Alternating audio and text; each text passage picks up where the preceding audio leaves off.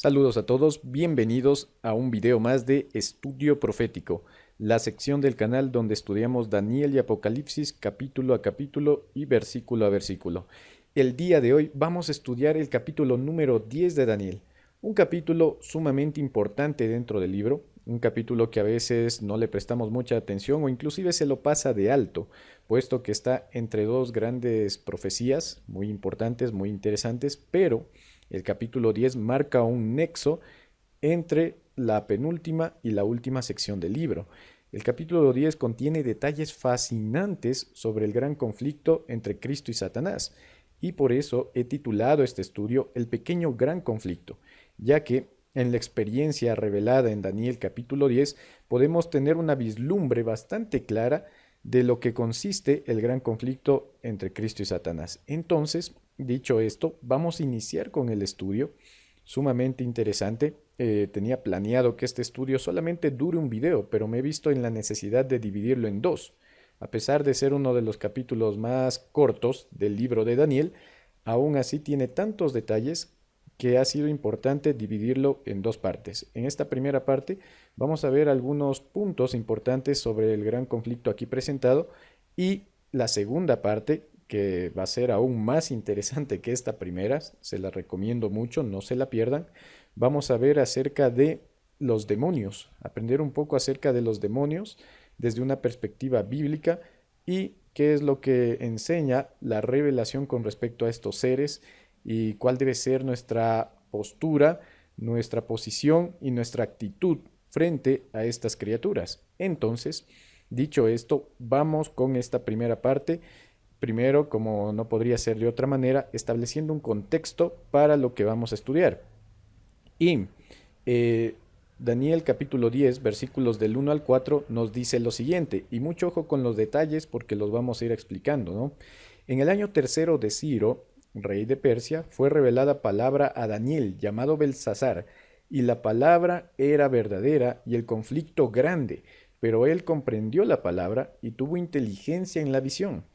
En aquellos días yo, Daniel, estuve afligido por espacio de 3 semanas. No comí manjar delicado, ni entró en mi boca carne ni vino, y ni me ungí con ungüento hasta que se cumplieron las 3 semanas. Y el día 24 del mes primero estaba yo a la orilla del gran río Hiddekel. Muy bien, ese es el texto, la primera porción a estudiar. Entonces vamos analizando el contexto de esta primera porción. En primer lugar, se nos dice que Daniel se encontraba en el año tercero de Ciro. Esto es alrededor del 536 o 535 antes de Cristo. Para este punto, para esta etapa de su vida, Daniel tenía ya entre 87 u 88 años. Ya estaba bastante avanzado de edad. Eso también es importante porque el capítulo 10 comienza la última gran sección del libro de Daniel. ¿Sí? A partir del 10, el 11 y el 12 es una sola sección, deben verse como un solo bloque y todo fue revelado de seguido. Entonces, Daniel recibe esta revelación y es la última revelación que recibe para sellar el libro de Daniel. ¿Sí? También esta sección es la cuarta gran profecía del libro. Recordemos que la primera está en Daniel capítulo 2, la segunda abarca Daniel 7 y 8, la tercera abarca la profecía de las 70 semanas en el capítulo 9 y aquí a partir del 10, más específicamente el 11 y el 12, contiene la última gran sección profética de este libro, con profecía predictiva, profecía histórica, algo bastante interesante. Algo también que podemos notar de lo que estamos diciendo es que Daniel para este punto estaba muy avanzado de edad. Miren que Dios usa a Daniel y usó a Daniel desde muy temprana edad. Si ustedes recuerdan, cuando estudiamos el capítulo 1, Daniel apenas tenía alrededor de 17 años. Ahora aquí ya tiene 87 años. Toda una vida prácticamente de ministerio y de entrega al Señor. Y el Señor lo usó en cada etapa de su vida. Por eso, hermanos, cuando algunas personas piensan que son o demasiado jóvenes o demasiado ancianas o que no tienen la capacidad o que les falta estudio o conocimiento para involucrarse en la obra de Dios, están completamente equivocados. No piensen así, no debemos pensar así. Fíjense en el ejemplo de Daniel, que fue usado en todas y cada una de las etapas de su vida, desde su adolescencia hasta su senectud. Entonces, Daniel fue un hombre usado toda su vida. Y todos igualmente podemos ser usados por Dios, ajeno a nuestra edad, a nuestros orígenes, a nuestro trasfondo, a nuestro conocimiento, a nuestra cultura. Dios puede usar a cada ser humano. Eso es un ejemplo increíble que nos deja la vida de Daniel y esta última sección del libro. Desde el versículo 1, y desde aquí empiezan los detalles importantes, ¿sí? Fijémonos en estos detalles. Desde el versículo 1 se nos marca una pauta en el capítulo, y es que podemos notar el uso del lenguaje bélico en todo el capítulo. Por ejemplo, el versículo 1, el 13, el 20 y el 21. Pero en general, en todo el capítulo vamos a notar el uso del lenguaje bélico. Es decir, las expresiones que se están usando en el capítulo 10 de Daniel son expresiones netamente relacionadas con la guerra, con la batalla. Les pongo un ejemplo. Cuando ustedes leen el versículo 1, que ya lo leímos, se nos dice que el conflicto era grande. ¿Sí? Dense cuenta, el conflicto era grande, con una connotación de guerra, no simplemente con una contraposición o con una batalla intelectual, no, sino que la expresión que aquí usa es conflicto grande, y en hebreo la palabra que se usa para conflicto viene de la raíz tzaba. Tzaba significa directamente ejército o guerra, ¿no? Batalla. Y también Tzaba es la raíz de Sabaoth, Señor de los ejércitos. ¿Sí? El título Señor de los ejércitos viene Tzabaoth, Jehová Tzabaoth o Adonai Tzabaoth. Entonces, esta palabra de conflicto está muy relacionado al ámbito militar. En otras palabras, lo que el capítulo nos está tratando de expresar es que aquí hay una guerra espiritual fuerte, una guerra tendida, una guerra totalmente real en el ámbito espiritual. Por ejemplo, se van al versículo 13 y van a encontrar, ¿no?, esta palabra muy presente en todo el libro de Daniel y aquí en el capítulo 10, que es la palabra príncipe, que también se puede traducir como comandante. No solamente como príncipe o como un gobernante, sino también como comandante de ejércitos, de tropas. Entonces vemos este lenguaje bélico presente una y otra vez en todo el capítulo 10, lo cual nos da a entender que hay un trasfondo de guerra espiritual en todo este capítulo. ¿Sí? Ese es un detalle importante. Ahora, continuamos. Daniel se encontraba afligido. ¿Por qué estaba afligido Daniel? Ustedes leen y se dan cuenta que Daniel estaba bastante contristado en el capítulo 10, estaba muy preocupado, estaba afligido. Probablemente esta aflicción sea por la oposición samaritana que se levantó en Jerusalén en aquella época. Y eso pueden leerlo en Esdras capítulo 4. Y ustedes recordarán que cuando los israelitas que fueron regresados, que fueron repatriados, volvieron a sus tierras después de los 70 años de cautiverio en Babilonia, que también vimos un poco de eso en el capítulo anterior, en el capítulo 9, ¿sí? Ya era tiempo de que se cumpliera la profecía dada a Jeremías de los 70 años y el pueblo tenía que regresar. El pueblo en efecto regresó, pero la historia de Esdras nos narra que se levantó mucha oposición samaritana. Mientras ellos construían el muro, los samaritanos querían impedir que eso se lleve a cabo, ¿no? E inclusive los atacaban en ciertas ocasiones, tanto así que los israelitas tuvieron que armarse y la palabra de Dios nos narra que en una mano tenían el bailejo y en la otra la espada, ¿no? Listos para cualquier ataque samaritano. Entonces, esta oposición fuerte que se levantó contra los israelitas que habían sido repatriados, probablemente era lo que tenía tan preocupado a Daniel. Lo tenía afligido, porque él amaba a su pueblo, porque él quería al pueblo de Dios y quería que le vaya bien. Sí, entonces fijémonos, ¿no? Cómo era la actitud de Daniel ante el pueblo de Dios, ante su gente, ante los hijos de Dios. ¿Por qué les digo esto? Porque hay mucha gente actualmente que sale de las iglesias, que sale de los grupos adventistas y con el único afán de atacar, ¿sí? Pero esa no es la actitud, que si bien hay que denunciar el pecado y hay que hablar las cosas como son, hay que decir la verdad, hay maneras de hacerlo correctamente. Y lo primero, antes de hablar, antes de exponer cualquier pecado, cualquier abominación, cualquier apostasía, es asumir la actitud de Daniel. Eso es lo primero, porque si yo no estoy amando al pueblo, si yo no estoy clamando y gimiendo con amor al pueblo, entonces de nada me sirve. Sí, recuerden lo que dice Pablo, ¿no? Si no tengo amor, nada soy y de nada me sirve. ¿Cuál fue la actitud de Daniel? de aflicción, estaba triste por lo que estaba aconteciendo con el pueblo. La misma actitud debemos imitar nosotros. Ahora, ¿qué más hizo Daniel ante esta situación? La actitud de Daniel, como en ocasiones anteriores, es de humildad y de ayuno. Por ejemplo, en el capítulo 9 se nos presenta nuevamente a Daniel de la misma manera, ayunando, orando y afligido por el pueblo, afligido por la profecía de los 70 años, ¿no? Todo eso ya lo vimos. Entonces, Daniel demuestra una humildad increíble, ¿sí? Y ustedes recordarán que en el capítulo 9 él inclusive pide perdón por sus pecados y por los pecados del pueblo. Sí, Daniel se mete dentro de la fórmula a pesar de que él no tenía nada que ver, ¿no? Y dice, hemos pecado, siendo que los que pecaron fueron sus padres, fueron sus reyes, fue la gente, ¿no? Que estuvo ahí involucrada en la gran apostasía antes del cautiverio.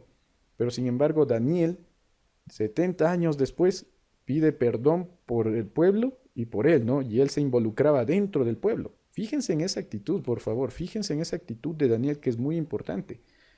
Entonces, esa actitud siempre la llevó Daniel. En el capítulo 2 también podemos ver exactamente la misma actitud en Daniel. En este periodo especial, Daniel se abstuvo de comida procesada. ¿Sí? Ustedes hacen un análisis textual del versículo número 2, 3 y 4 y se van a dar cuenta que lo que Daniel estaba absteniéndose es de comida procesada, de comida muy elaborada. ¿Sí? Entonces él estaba tratando de alimentarse de la manera más natural posible, ¿no? Me imagino que siguió la misma dieta que siguió en el capítulo 1, ¿no? Agua, frutas, verduras, ¿sí? Y directamente aquí en el capítulo 10 se nos dice que se abstuvo totalmente de carne, cuando se refiere a que no comió alimento delicado, es eso, ¿no? En hebreo se entiende que no comió comida procesada. Tampoco comió del producto de la vid, nada que viniera de la vid, ¿no? ¿Por qué? Porque corría el riesgo de consumir algo fermentado. Y se abstuvo también finalmente de aceites para el cuerpo. Los aceites para el cuerpo en los tiempos y en el lugar de Daniel eran muy importantes, ya que en el ambiente en que ellos se desenvolvían era un ambiente bastante árido, ¿sí? Bastante árido, bastante seco. Entonces solían tener la costumbre las personas de ungirse con aceite, ¿no? Como ponerse una crema para mantener su piel en buen estado, ¿no? Por situaciones de salud. Pero esto en sí reportaba un gasto adicional, ¿no? Entonces lo que hace Daniel es abstenerse inclusive de eso, ¿no? Tratar de dejar de lado cualquier placer, cualquier, em, ¿cómo decirlo? Cualquier beneficio personal y solamente dedicarse a su ayuno y a su oración. Esa es la actitud de Daniel. Aquí también podemos notar que la dieta influye, hermanos. ¿La dieta influye o no influye? Claro que influye. Lo que yo me alimento, como yo estoy comiendo, sí influye en la espiritualidad. Eso podemos darnos cuenta alrededor de todo el libro de Daniel y en toda la Biblia en general. La dieta que yo llevo, la dieta con la que yo me alimento, influye en la espiritualidad, que si bien no es un asunto de salvación como tal, ¿sí? No es el centro del Evangelio como algunas personas a veces lo presentan, sí es una parte muy importante y contribuye a la espiritualidad. Démonos cuenta, siempre que un profeta pues tenía una misión que cumplir, ayuno y oración. El propio Cristo, ¿qué fue lo que dijo cuando le preguntaron sobre los demonios? Justamente hablando de este tema, le preguntan sobre los demonios, ¿no? Y Jesús dice que solamente salen con ayuno y oración. Entonces, démonos cuenta de la importancia que tiene la dieta, hermanos. No es un tema somero, no es un tema irrelevante, es algo importante. Continuamos. En este periodo también notamos un patrón de 7-7-7. Sumado a esto, Daniel ayuna en la época de Pascua. ¿Sí? Detalles importantes. Miren, aquí aparece el número 7 presente 3 veces. ¿En qué sentido? Se nos dice que Daniel ayuna 21 días. ¿Por qué eligió 21 días? ¿Por qué no ayunar 6 días o 10 días? Él elige 21 días por dos razones. Uno, porque el 7 es un número relacionado con Dios, ¿no? Y dos, porque el 3 también es un número relacionado a Dios. ¿Sí? El 3 y el 7 son números que están muy relacionados a Dios. Tres personas de la divinidad, por ejemplo, ¿no? Padre, Hijo y Espíritu Santo. Ahí está presente el número 3. El número 7 siempre ha sido relacionado con la perfección, con la santidad, como con la cabalidad, ¿no? Y está muy relacionado a Dios mismo. Entonces el 3 y el 7 son números que apuntan a Dios de lleno.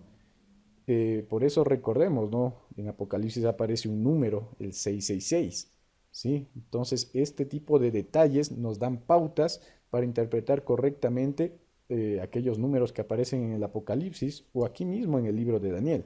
Entonces tenemos este periodo de 777 y también tenemos que Daniel ayunó en la Pascua. Todo esto es importante, ¿no? La visión se le da a Daniel en el río Hidekel, que también es otro nombre para el río Tigris, el famoso río Tigris, ¿no? Recuerden que Mesopotamia era atravesada por dos ríos importantes hasta el día de hoy, el Tigris y el Éufrates.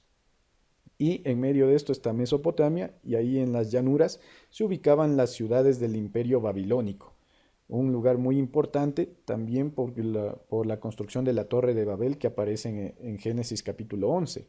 ¿Sí? Entonces todo eso sucedió aquí. Ahora, es curioso notar que aquí se le está llamando al Tigris con su nombre original, es decir, Hidekel. Si ustedes se acuerdan, el Hidekel aparece anteriormente en la Biblia, aparece en el libro de Génesis. Se nos dice que del jardín del Edén vertían 4 ríos, ¿se acuerdan? Y uno de esos 4 ríos era Hidekel, lo cual es muy interesante ya que nos remonta al Edén, porque bien pudo llamarle a este río directamente Tigris, pero aquí usa el nombre Hidekel, y nos remonta al Edén. Todos estos detalles, hermanos, son importantes en el marco del gran conflicto. Recuerden lo que les dije. Todo esto nos está mostrando el gran conflicto en un escenario pequeño, aunque ni tan pequeño si lo pensamos en términos generales.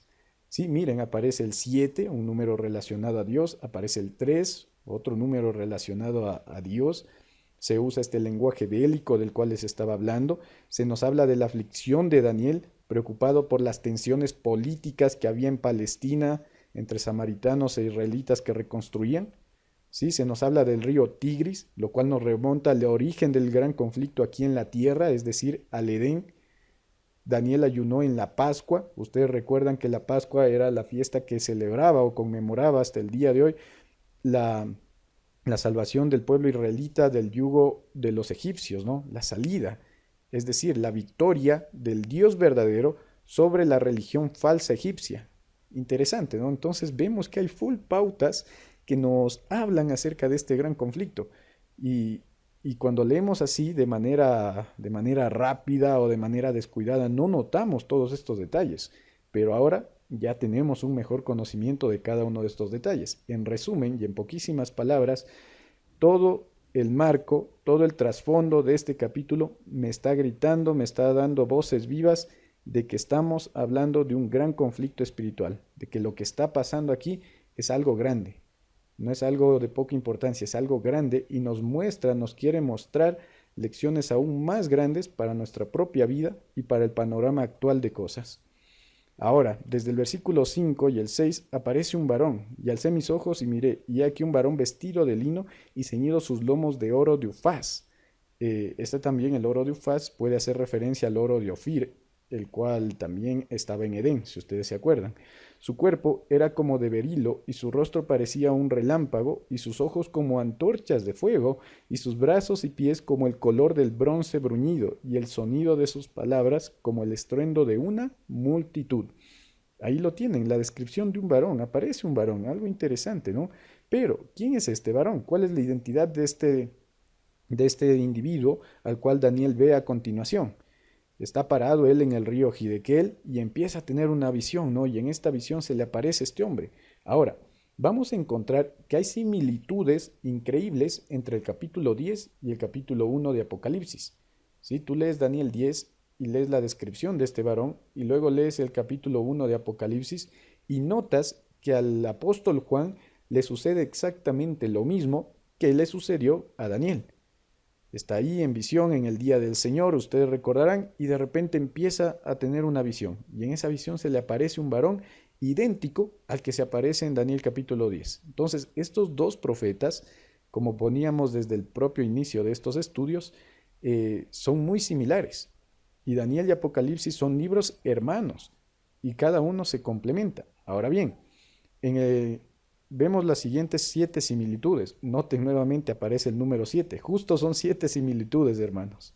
Número 1, está vestido de lino, tanto el de Daniel y el de Apocalipsis. Número 2, aparecen con un cinto de oro. Número 3, su rostro resplandece. Número 4, sus ojos son como antorchas. 5, los pies son como bronce. 6, la voz es estruendosa.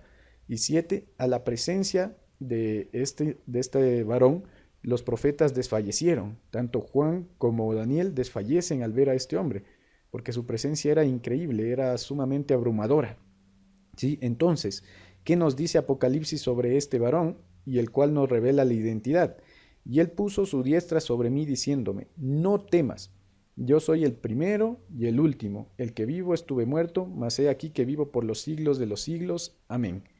Apocalipsis 1, 17 y 18. ¿Quién es el primero y el último? ¿Quién es el alfa y el omega? Es Cristo mismo. ¿Cuál es la identidad de este varón? Relacionando las características de Daniel y Apocalipsis y uniendo todo en los versículos 1, 17 y 18 de Apocalipsis, simplemente es Jesús, ¿no? Por todas las similitudes, por todas las coincidencias que hay entre estos dos individuos, concluimos que a quien está viendo Daniel en este momento es Cristo mismo. Cristo en su forma glorificada, eso sí. Entonces, muy interesante, Jesús se le presenta a Daniel al igual que se le presenta a Juan. Y recordemos, ¿no? A Juan se le presenta y le empieza a dar las revelaciones del Apocalipsis porque era algo sumamente importante. Necesitaba transmitir este mensaje, necesitaba transmitir el testimonio de Jesús a Juan.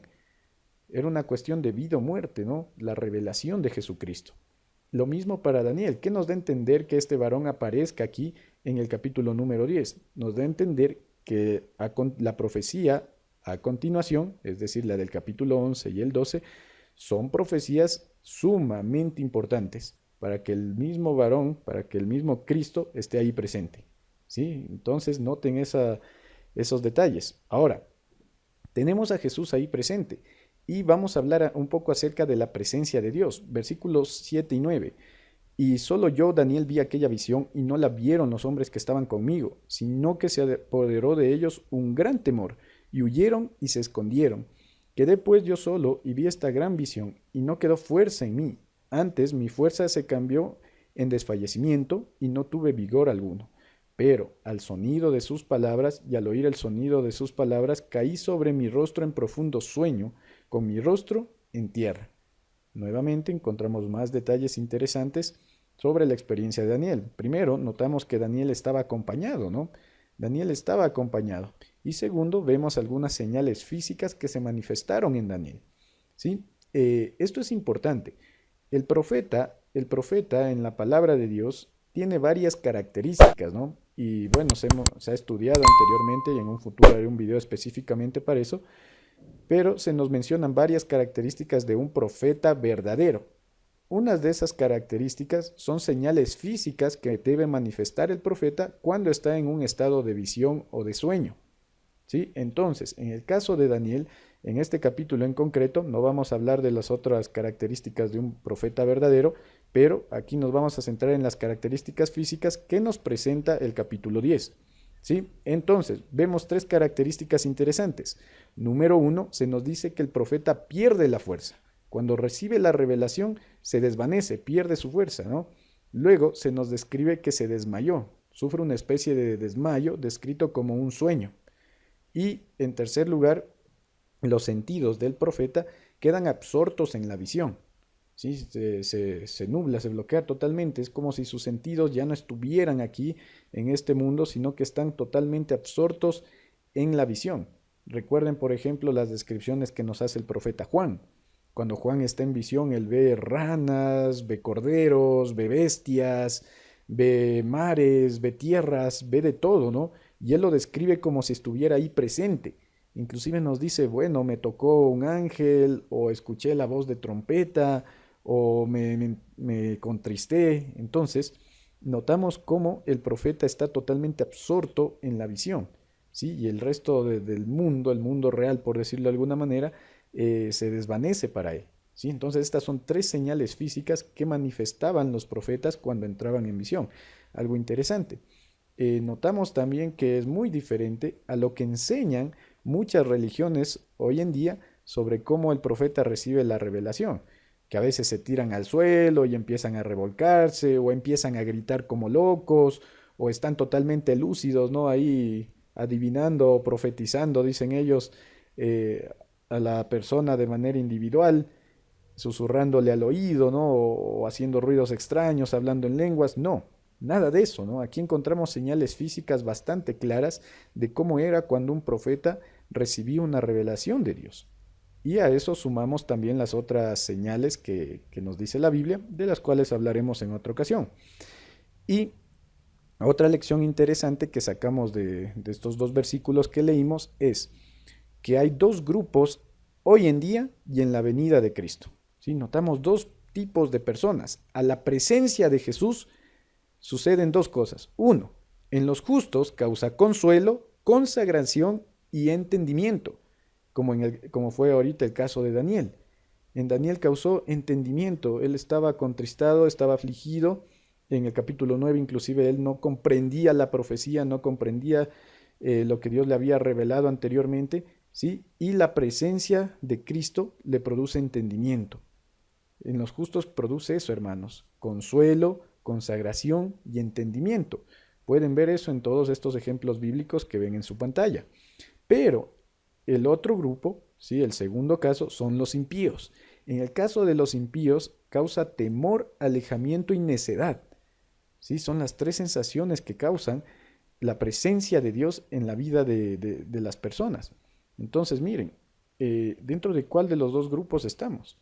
Y ojo que hay muchos cristianos que sirven a Dios supuestamente, pero dicen hacerlo por miedo, ¿no? Que tienen miedo de perderse o tienen miedo de pecar, de errar, de equivocarse, de fallarle a alguna persona o al líder o al pastor o yo qué sé, pero esa no es la actitud. La presencia de Cristo en los impíos produce eso, produce temor, produce miedo, produce necedad, pero en los justos tiene que causar consuelo, paz, consagración, entendimiento. ¿Me doy a entender? Y cuando Cristo venga por segunda vez, lo mismo vemos, ¿no? Dos grupos, dos grupos. Uno que dice, "He aquí nuestro Dios, lo hemos esperado y Él nos salvará", y otros que les dicen a las piedras, ¿no? Los impíos les dicen a las piedras que caigan sobre ellos para que lo oculten del rostro de aquel que viene. Entonces, vemos dos grupos muy bien diferenciados y la pregunta es a qué grupo perteneceremos. Por eso es que la palabra de Dios dice que sin santidad nadie verá al Señor. Hermanos, por eso es tan importante la santidad, por eso es tan importante santificarnos, porque si no nos santificamos, la presencia de Dios en nosotros producirá temor, alejamiento y necedad. Pero si estamos santificándonos, estamos trabajando en nuestra salvación con temor y temblor, cuando Cristo venga, causará consuelo, consagración y entendimiento.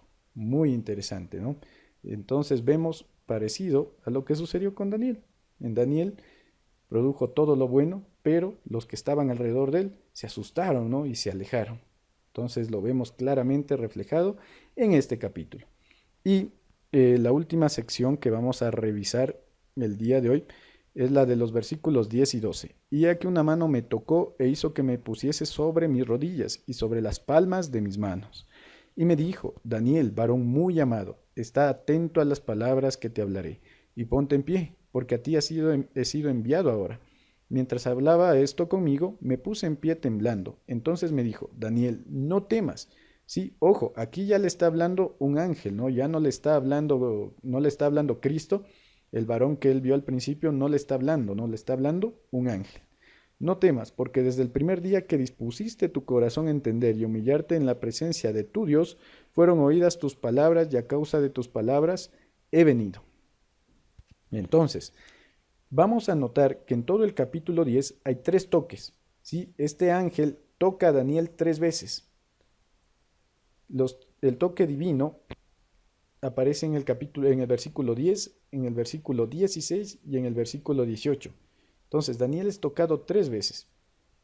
En primer lugar, para ponerse en pie. En segundo lugar, para purificarlo. Y la tercera vez, para fortalecerlo. Y aquí vemos reveladas las tres etapas de la vida cristiana. Nosotros que vivíamos en nuestros pecados, en nuestras complacencias, que vivíamos sin Salvador, viene Dios, nos toca por primera vez para ponernos en pie. para sacarnos de ahí, para sacarnos de ese hueco donde estábamos. Y esto, hermanos, es algo que debe repetirse todo el tiempo en nuestra vida. Si tengo un pecado, una aflicción, un problema o cualquier cosa que me separe de Dios, debo acudir a Cristo, debo acudir a Dios. Y su primer toque va a ser que me ponga en pie. Pero una vez que Dios me pone en pie, no solamente quiere perdonarme, sino que también quiere purificarme. Esa es la verdadera justificación por la fe. Una justificación que no solamente te perdona, sino que también te santifica. Entonces, el segundo toque lo hace para purificar al profeta Daniel. Y la misma experiencia debemos pasar nosotros, una experiencia de purificación. Y el tercer toque es para fortalecerlo. Porque hermanos, el caminar cristiano es día a día, no es solamente una vez. No es solamente una vez que necesitamos a Dios, no es solamente una vez que aceptamos a Cristo, no es solamente una vez que nos bautizamos. Todos los días tengo que seguir poniéndome en pie, tengo que seguir purificándome y para eso es el tercer toque, para fortalecerme, para seguir adelante. Una experiencia increíble la que es revelada en este capítulo sobre Daniel. Ahora, cuando leemos el capítulo 10 también notamos el ministerio de los ángeles de manera poderosa. El ministerio de los ángeles están para animar, escuchar, luchar, ayudar y revelar. Todo eso hizo el ángel en favor de Daniel aquí en el capítulo 10 y durante toda su vida. Por eso aquí les pongo de referencia la imagen del ángel protector, ¿no? Cuando Daniel estaba ahí en el foso de los leones. Daniel había experimentado, había gozado de esta experiencia durante toda su vida. Él sabía lo que era caminar con Dios y él sabía lo que era el ministerio de los ángeles. Y hermanos, los ángeles están para todo esto, para animar, escuchar, luchar, ayudar y revelar. Dios usa a los ángeles como sus agentes en favor de la salvación del ser humano. Por eso siempre debemos pedirle al Señor que nos guíe, que nos dirija, que nos dé al Espíritu Santo, pero también que envíe a sus ángeles protectores. Eso, ojo, no es excusa para aquella creencia que tienen algunas personas de que hay que orarle a los ángeles, rezarles, prenderles incienso. No, Daniel nunca hizo eso. Él se refirió directamente a Dios y Dios enviaba a sus ángeles, que es muy diferente. Entonces vemos el ministerio angelical muy presente aquí. La importancia de la oración en la batalla espiritual, versículo 12.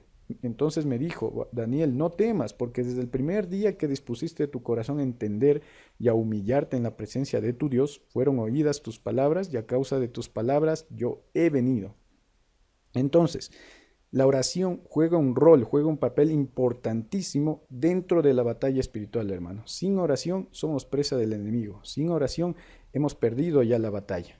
Daniel oraba cada vez que estaba en problemas, e inclusive tanto así que no le importó, ¿no?, que le cueste su vida con tal de seguir orando. Sí, eso está en el capítulo 6, el foso de los leones. Por eso fue a parar al foso, pero Daniel no podía dejar de orar. Era importante en la batalla espiritual la oración, al igual que para nosotros hoy en día. Pero la Biblia también nos da ciertas pautas de cómo debemos orar, ya que ustedes encuentran esas pautas respaldadas por su respectivo versículo. Para que mi oración sea efectiva, para que mi oración sea escuchada y respondida oportunamente, para que mi oración sea grata delante del Señor, debe cumplir ciertas pautas o ciertos requisitos. Que sí, Dios escucha toda oración, pero también debemos saber orar. Recuerden que el mismo Jesús dijo, vosotros pedís y no recibís porque no sabéis pedir. ¿Sí? Entonces es importante saber pedir. ¿Qué nos enseña la Biblia sobre saber pedir? Primero, orar al Padre en el nombre de Jesús. Segundo, orar con fe. Tercero, ser constantes en la oración. No podemos dejar de orar, tenemos que ser constantes. Orad sin cesar, dice la palabra. Cuarto, pedir ayuda, pedir y aceptar la voluntad de Dios. Eso es muy importante, pedir y aceptar la voluntad de Dios. ¿Cómo puedo saber cuál es la voluntad de Dios? Estudiando la palabra y pidiendo la dirección del Espíritu Santo. Número 5, debemos pedir bien. Santiago dice que debemos pedir lo que nos conviene, ¿sí? Lo que es bueno para nosotros, no lo que nuestros sentimientos o pasiones quieren. Número 6, debemos tener una actitud de perdón, ¿sí? Esa es importantísima. Pedir perdón por nuestros pecados, pero también perdonar a los que nos ofenden, dijo Cristo. Número 7, ser obedientes. Cuando nosotros somos obedientes, según Salmos y según Proverbios, Dios escucha con gusto nuestra oración y la responde. Y número 8, es importante guardar la ley. El que guarda la ley es respondido prontamente por el Señor. Aquí tienen todos los versículos que respaldan eso. Entonces son las pautas importantes para orar correctamente. Y quería también compartirles esta cita del Camino a Cristo, de cómo se define la oración. ¿Qué es la oración en sí? Dice la mensajera del Señor: orar es el acto de abrir nuestro corazón a Dios como a un amigo. No es que se necesite esto para que Dios sepa lo que somos, sino a fin de capacitarnos para recibirle. La oración no baja a Dios hacia nosotros, antes bien nos eleva a Él. Digo yo, una definición perfecta, una definición increíble, muy correcta. Y si ustedes se ponen a analizar, Daniel experimentó todo esto en su vida de oración. Entonces, queridos hermanos, esta es la primera sección del estudio del capítulo número 10 de Daniel. Creo que ha quedado bastante claro, creo que hemos establecido unas bases bastante buenas para la última sección del libro y hemos aprendido lecciones valiosas de la historia, pero también para nuestra vida. Así que, hermanos, sin más que decir, ese ha sido el primer estudio del capítulo 10 de Daniel. Espero que les haya gustado, que hayan aprendido y no se pierdan la segunda parte, que va a estar sumamente más interesante que esta. Que Dios les bendiga y hasta el próximo video.